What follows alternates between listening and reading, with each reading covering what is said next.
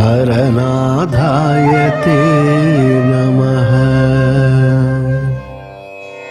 జై శ్రీ కుసుమహర. భాగవత మిత్రులందరికీ కూడా నమస్కారం చేస్తూ ఈరోజు పాగల్ హరనాథ్ 4వ భాగంలో 2వ పార్ట్ ఇది. శ్రీయుక్త హేమాచంద్ర ఘోష్ గారి పత్నికి ఈ ఉత్తరం రాస్తున్నాడు. ఇది 4వ భాగం 2వ పార్ట్. ఈసారి నీవు రాసిన ఉత్తరం రంగురంగులతో శోభిస్తున్నది. నీకు మంచి ఉత్తరం రాయమని రాశావు, కానీ మంచి ఎక్కడి నుంచి తెచ్చేది? నా దృష్టిలో మంచి అంటే మీరే. అందువలన మీకు ఇంత దూరాన్ని ఉన్న నాకు ఇంకా మంచి అనేది ఎక్కడ దొరుకుతుంది? నీవు కృష్ణదాసు యొక్క మంచి అమ్మవు. నీవు రాణి ఘాట్లో ఉంటున్నావు. రాయమతి యొక్క మంచి అమ్మ ఆ శారీ, ఆమె హతరాసులో ఉన్నది. ఇక నా దగ్గర ఉన్న ఈమెలో శ్రీమతి కుసుమదేవిలో మంచి అనే దాని వాసన కూడా లేదు. ఒకవేళ ఆమెలో ఆ మంచి ఉంటే ఆమె కడుపున పుట్టిన పిల్లలు మరొకరిని అమ్మ అని పిలవరు కదా. దేవకి ఆయనను గర్భం ధరించి ప్రసవించిన మాట యథార్థమే. అయినా మంచి అమ్మ అనిపించుకున్నది యశోదామాత. దేవకి మంచి అమ్మ కాదు కనుకనే కడుపు నుండి బయటకు రాగానే ఆమెను వదిలిపెట్టి మంచి అమ్మ వద్దకు వెళ్ళిపోయాడు. ఆయన చేసిన మంచి అంతటిని ఆ యశోదామాత వద్దనే చేశాడు. ప్రదర్శించిన మంచి అంతటిని ఆమె వద్దనే ప్రదర్శించాడు.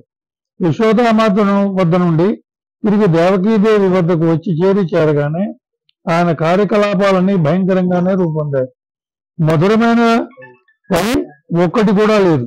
మిగిలిన ఆయన పనులన్నీ క్రమక్రమంగా భీషణంగాను, భీషణ తరంగాను, భీషణ తమంగాను తయారవుతూ ప్రభాస వద్ద పరిసమాప్తి అయ్యాయి. అంతేనా? నేను చెప్పింది నిజం కాదా? మంచి వాళ్ళ దగ్గర తమకు ఇష్టం లేకపోయినా ఆయన మంచిగానే ఉంటాడు. యశోదామాత వద్ద ఉన్నప్పుడు కూడా అఘాసుర వధ, బకాసుర వధ, పునావృత వధ, గోవర్ధనోద్ధారణ మొదలైన ఎన్నెన్నో భీషణమైన అతి భీషణమైన కార్యాలు చేయకపోలేదు. అయినా అవన్నీ స్థానమహత్యం వలన అవి ఎంతటి భీషణమైన పనులే అయినా అందరి కనులకు మధురంగానే అతి మధురంగానే కనిపించాయి. అందువలననే వదిన, మంచి ఉత్తరాలను మంచిగా వ్రాయాలన్నా మంచివారి దగ్గరికే చేరుకోవాలి. అలాంటి వారి సన్నిధిలోనే మంచిగా వ్రాయడానికి వీలవుతుంది. నీవు నా హృదయ పెన్నిదివి. నిన్ను తలుచుకున్నప్పుడల్లా నాకు శ్రీమతి రాధిక మాట్లాడిన మాటలే గుర్తుకొస్తాయి. ప్రాణప్రియులైన మందులతో ముంచెత్తబడిన శ్రీమతి, నాథా, నీ కొరకై గర్వంతోనే గర్వితనయ్యాను, నీ సౌందర్యంతోనే రూపవతినయ్యానని అన్నది. ప్రస్తుతం నా పరిస్థితి కూడా సరిగ్గా అలాగే ఉన్నది. నిజంగా నేను అందరి ఆలోచింపునకు తగినవాడినే అయ్యింది. ఇంటి కోసం కూడా ఇతరులపైన ఆధారపడి ఉన్నవాడిని అయినా అప్పుడప్పుడు నేను కూడా గర్వపడుతున్నాను. అదంతా కూడా మిమ్మల్ని నా వారిగా పొందగలిగాననే గర్వంతోనే. దయాళుడు నిత్యానందని పరమ రమణీయమైన ఉద్యానవనంలో మనస్సును ఉల్లాసంతో మద్దతించే మీ వంటి బహుసుందర పుష్ప సంతతి నడుమ నేను విహరిస్తున్న సమయంలో ఇంద్రత్వంలో ఉన్న వైభవం, సౌందర్యము కూడా మనసులకు ఏమాత్రమూ ఆకర్షించవు. అందువలన నేను ఎందుకని గర్వించకూడదో ఇప్పుడు చెప్పు. అందుకే వదిన, కేవలం మిమ్మల్ని పొందగలిగాననే గర్వంతోనే నేను గర్విస్తున్నానని చెప్తున్నాను. మీరు ఇంతకన్నా మన మోహినులై ఒక్కొక్కరు ఒకరు మహారత్నమై నిత్యానందుని తమోనాశక కార్యంలో ఆయనకు సహాయపడాలని నేను ప్రభువుకు ప్రార్థిస్తున్నాను. చంద్రునితో కూడి ఉన్న నక్షత్రాల వరే మీరందరూ ఆ నిత్యానందుడికి 4 పక్కల దగ్గరగా ఉండండి. ఆ చందమామ యొక్క కాంతిని, ఆకర్షణం మరింతగా పెంపుచేయండి. చూడు వదిన, కృష్ణుడు గోవర్ధన ధారణ చేసినప్పుడు ఆయన మిత్రులైన గోపబాలుడు గబగబా వచ్చి తమ కొంకి కర్రలతో ఆపి కృష్ణునికి సహాయం చేయాలని ప్రార్థించారు. మీ సన్నివేశం మాధుర్యాన్ని పరిపూర్ణంగా ప్రకాశం చేస్తుంది. ఏమిటి కాదంటావా? ఇదే విధంగా మీరు మనం నిత్యానందునికి సహాయం చేస్తే, అందులో యత్నిస్తే అది మాధుర్య స్రవంతి ప్రవహిస్తుంది. దాంతో నిత్యానందుడు సంతోషిస్తాడు. తల్లి గాని తండ్రి గాని పెద్ద పెద్ద బరువులను నెత్తి మీద పెట్టుకుని మోస్తూ ఉండడం చూసిన వాళ్ళలో చిన్నపిల్లాడు ఒక గడ్డిపోచ పట్టుకుని తాను కూడా ఏదో మోస్తున్నట్టుగా వాళ్ళ పక్కనే నడుస్తుంటే ఆ పిల్లవాడిని చూసిన అమ్మ నాన్న ఎంత ఆనందం పొందుతారో కూడా అది వర్ణనాతీతం. వాళ్ళు తమ నెత్తిపై అంత బరువు మోస్తూ ఉన్నా నవ్వుకుంటూ అంత బరువుతోనూ కిందకు వంగి ఆ బిడ్డను చంకకెత్తుకుని ముద్దాడుతూ పరవశులవుతారు. నిత్యానందుని వద్ద నుండి అలాంటి ప్రేమను పొందాలని వాంఛిస్తే గడ్డిపోచను మోసినట్టుగా నిత్య పరిశుద్ధవై అందువల్ల లభ్యమైన చిన్న దీపంతో ఈ జగత్తునకు వెలుగును చూపించి నిత్యానందునికి సహాయం చేయి. నీ జీవితం అంతట్లోనూ ఒక్క వ్యక్తి చేత నామస్మరణ చేయించగలిగితే చంటి పిల్లాడు గడ్డిపోచన మోసినట్టుగా నిత్యానందుడు సహాయం చేసినట్లే అవుతుంది. అప్పుడు నిత్యానందుడు నేను తన సంకర పెట్టుకుని ముద్దాడుతాడు. దీంతో నువ్వు కృతార్థత చెందుతావు. ముందుగా నువ్వు రేంబౌలు నామస్మరణలో మునిగి ఉండు. దాన్ని గమనించిన ఇతరులు నీ మార్గాన్ని అనుసరిస్తారు. నీవే పని చేయకపోతే గడప గడప ముందు ఎంత ఏడ్చి మొత్తుకున్నా ఎవరితోనూ నువ్వు నామాన్ని చేయించలేవు. స్వయంగా పని చేసి చూపించాలే గాని నోటి మాటలతో అటుకులు దంచడం కుదరదు. కేవలం నోటి మాటలతోటే ప్రభు కార్యం సాధించగలడు. ఆయన స్వయంగా ఆచరించి ప్రపంచానికి ధర్మాన్ని బోధించాడు అనే నానుడు వచ్చింది కదా. జగద్దునకు స్వయంగా ప్రేమను బోధించేందుకే వచ్చిన శ్రీ గౌరాంగుడు తానే ప్రియురాలి భావమును స్వీకరించి అసురాలతో విలపిస్తూ తిరిగాడు. అందువలనే నేడు సమస్త గౌరమండలి సమస్త పృథ్వీ కూడా ఆయన నామమన్నా ఆయన ప్రేమన్నా పరవశత్వం పొందుతున్నాయి. చీకటి గదిలో కూర్చుని ఆయన నామాన్ని స్మరించుకుంటూ దానిలోనే మునిగి ఉండు. క్రమక్రమంగా అదే దిగ్గంలోకి వ్యాపిస్తుంది. దీన్ని నీవే స్వయంగా గ్రహించుతావు అని చెప్తున్నాను. ఎక్కడికి ఎందుకు బిల్వ? జయదేవుడు తన వానప్రస్థాశ్రమంలో అక్కడ రహస్యంగా ఉండిపోయాడు. ఆయన ప్రపంచపు దృష్టినంతన అక్కడ నుండే ఆకర్షించాడు. ఇంకా ఆకర్షిస్తూనే ఉన్నాడు. ఆయన ఉన్న కుగ్రామమే ప్రస్తుతం తీర్థస్థానమే విరాజిల్లుతుంది. ఏడీ పేదవాడైన రాంప్రసాద్ ఇప్పుడెక్కడ లేడు. అయినా నేడు అందరి నోటి వెంట ఆయన గుణములే వినిపిస్తున్నాయి. ఆయన వ్రాసినటువంటి స్తుతి గీతాలను సర్వత్రా గానం చేస్తూనే ఉన్నారు. ఏడీ బిల్వమంగళ ప్రభు ఎక్కడ? నేడు ఆయన నామ ప్రాతస్మరణ భాషిస్తున్నది. అందుకే చెప్తున్నాను వదిన, ఇతరులు ఎవరైనా నామం చేయాలని అనుకుంటే ముందుగా నువ్వు అహోరాత్రములో ఆయన నామం చేయాలి. నామాన్ని అన్నిటికీ విస్మరించుకో. సుఖంలోనూ దుఃఖంలోనూ రెండిటా నామే ప్రమాశ్రయమని గ్రహించి దానిలో ముందు ఉండు. నామం చేస్తే ఏం జరుగుతుంది, ఏం జరగదు, ఏం పొందుతాం, ఏం పొందలేం అనే ప్రశ్న రానేదు. చూడు వదిన, ఈ ప్రపంచానికి సంబంధించిన పనులన్నీ కూడా నాటక రంగం మీద అభినయం వంటిదే. ఏదో ఒక ఆటలో బాగా నటించినంత మాత్రాన నువ్వు ఆరితేరిన నటకురాలు అని ఎప్పటికీ భావించకు. నటకాగ్రేసుడు కావాలని వాంఛిస్తే నిన్ను నీవు ప్రదర్శించుకున్నంత మాత్రాన అది కుదరదు. ఒక విధంగా అది అసంభవం. ఎందుకంటే అనంత విధాలైన ఆటలు ఉన్నాయి. ఆ ఆటలన్నింటిలోనూ నీవు చక్కగా పరిణతితో ఆడగలవని నమ్మకం పెట్టుకోవద్దు. ఈ ఆటలన్నిటికీ మూలం ఆయనకు సొంతమైన దాని వైపు ఏదో విధంగా ఆయనకు ప్రీతిపాత్రురాలుక. అప్పుడే ఒక ఆటలో ఆడకపోయినా ఏర్పరైన నటకురాలుగా చలామణి అవుతావు. అప్పుడు ప్రభు నీ మాటలు వినిపించుకుంటాడని గ్రహించగలుగుతావు. దాంతో చాలా నేర్పరులైన ఆటగాండ్రు బ్రహ్మ విష్ణు మహేశ్వరులు మొదలైన వరకు అందరూ నీ మాటలు విని తీరుతారు, నేను అభిమానిస్తారు. నీ శ్రేయస్సు కోసమే ఎల్లప్పుడూ సాయం చేస్తారు. దాంతో నీవు అందరూ అభిమాన పాత్రాలువే. ఏ పనిని చేకర్ లేకుండానే యజమాని చెంత ఉండిపోతే సరిపోతుంది. అందుకే చెప్తున్నాను, ఈ జీవితం అనే నాటకం మొదటిదని గాని చివరిదని గాని భావించకు. కేవలం తిండి తింటాం, బట్ట కట్టుకోవడం మాత్రమే జీవితం యొక్క పనులు కావు. కృష్ణాంతానికి వచ్చాం, దాన్ని స్మరించి జీవితం ధన్యం చేసుకోవడమే ఉచితం. కృష్ణ అంటూ ఉంటే ఆయన దృష్టికి నీ మీద పడి నీవు కృతార్థురాలు అవుతావు. సకల దుఃఖములకు మూలము ప్రభుని నామం చేయటంలో ఉన్నదన్న విషయాన్ని అన్నిటికీ మరవద్దు. ఈ వాడేన హర. ఎన్నిసార్లు అన్ననో ఎన్నిసార్లు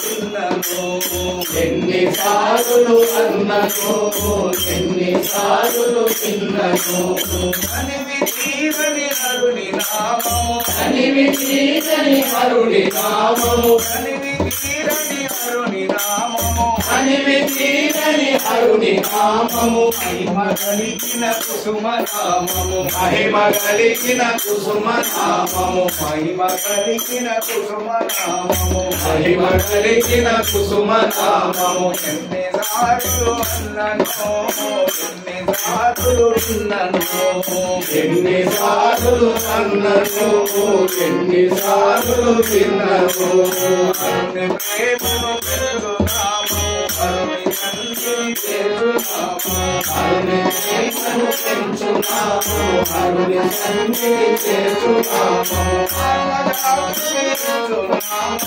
ఆత్మజాతుని కిచ్చునామము మహిమ కలిగిన హరుని నామము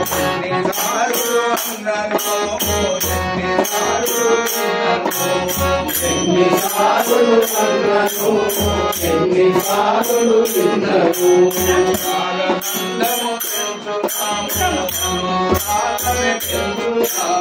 కాలబంధము పెంచు నామము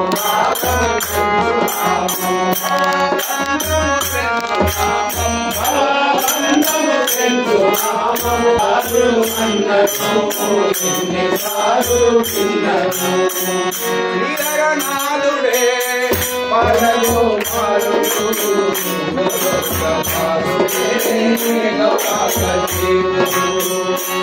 శ్రీహరనాథుడే పరలో పాలుడు వాసుడే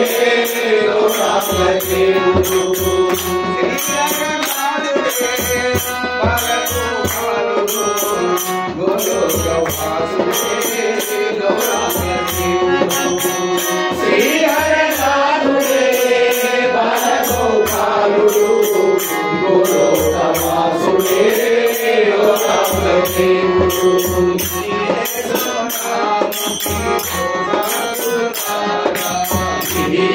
సోనాముఖి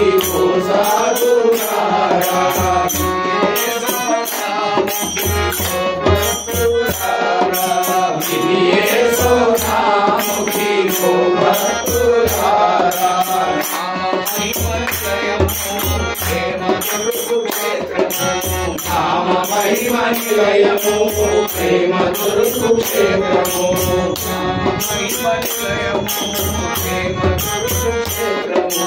రామ మహిమనిలయము ప్రేమ దుర్గు క్షేత్రము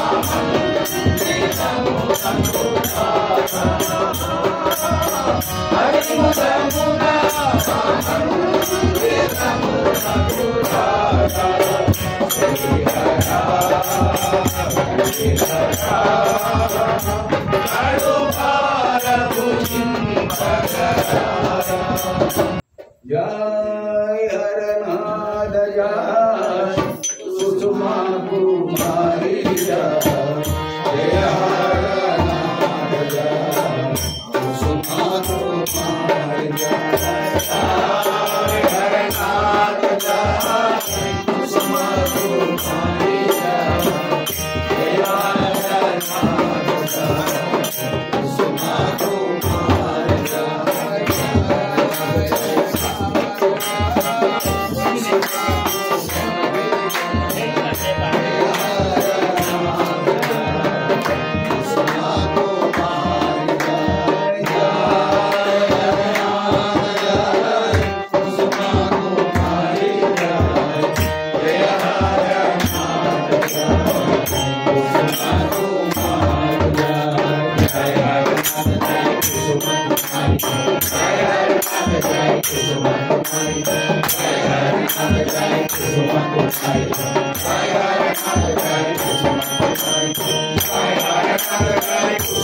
कुमारी जय जय हरनाथ जय कुसुमा कुमारी जय जय हरनाथ जय कुसुमा कुमारी जय हरनाथ जय कुसुमा कुमारी जय जय हरनाथ जय कुसुमा कुमारी जय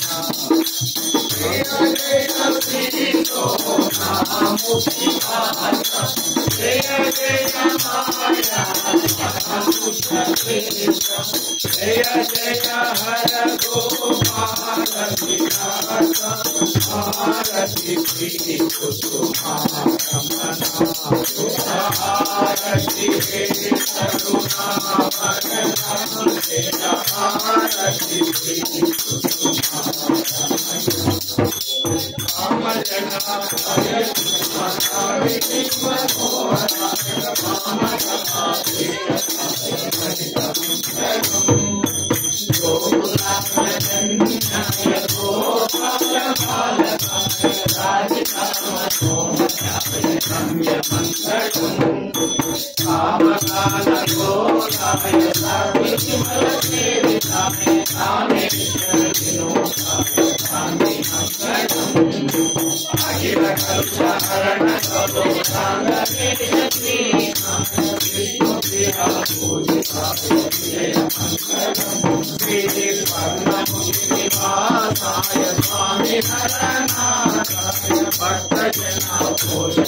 हरनाथ